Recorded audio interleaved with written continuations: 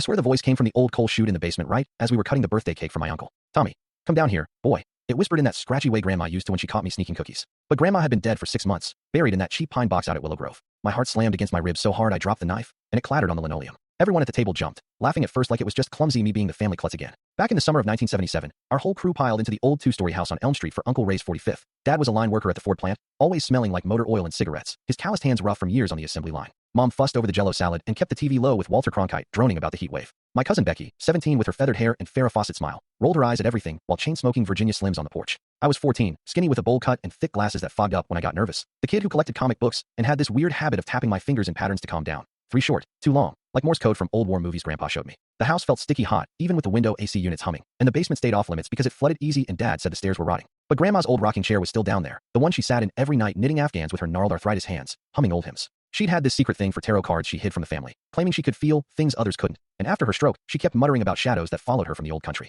Things got worse after dinner when the lights flickered during a thunderstorm rolling in. Becky dared me to go grab her lighter she'd left downstairs earlier while helping Mom with dishes that I didn't want to look chicken in front of her, so I grabbed the flashlight with the weak batteries and crept down the creaky wooden steps, the air turning damp and moldy like wet leaves and old perfume. My tapping started automatic, 3 short, 2 long, echoing off the concrete walls lined with dusty canning jars and Dad's tool bench. Halfway down, the whispering started again, clearer this time.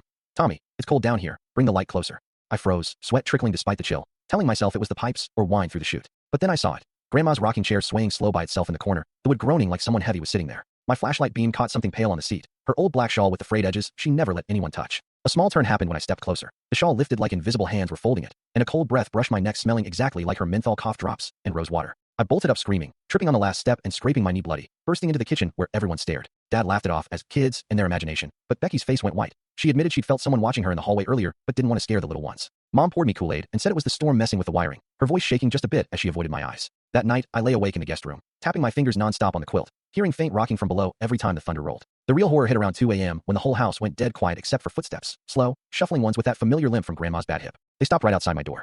I pulled the covers over my head, heart pounding so loud I thought it'd wake the dead, whispering to myself it was just Uncle Ray getting water. Then the door creaked open on its own, and the whispering filled the room. Tommy, you left the cards in the basement. I need them to tell you what's coming. I peeked out and saw her outline. Pale, translucent skin sagging like in a coffin, wearing that same floral housecoat with the soup stain on the sleeve, eyes milky, but locked on mine. She reached out with those twisted hands, and I felt an icy tug on my ankle like she was pulling me under the bed. I yelled for Dad, but my voice came out as a croak. The figure flickered, smiling with yellow teeth, and said my full name the way only she did during her secret readings. Panic exploded. I scrambled up, knocking over the lamp, glass shattering as I ran for the stairs. By morning the family acted like nothing happened, packing up the station wagon with Tupperware leftovers and avoiding the basement door. But I knew. I slipped down one last time while they loaded the car, found her tarot deck on the chair exactly where she said, the top card showing a skeleton in a robe. The rocking had stopped, but the air still carried her rose water. We drove away in silence, the house shrinking in the rearview, yet I still hear the whispers some nights when it storms.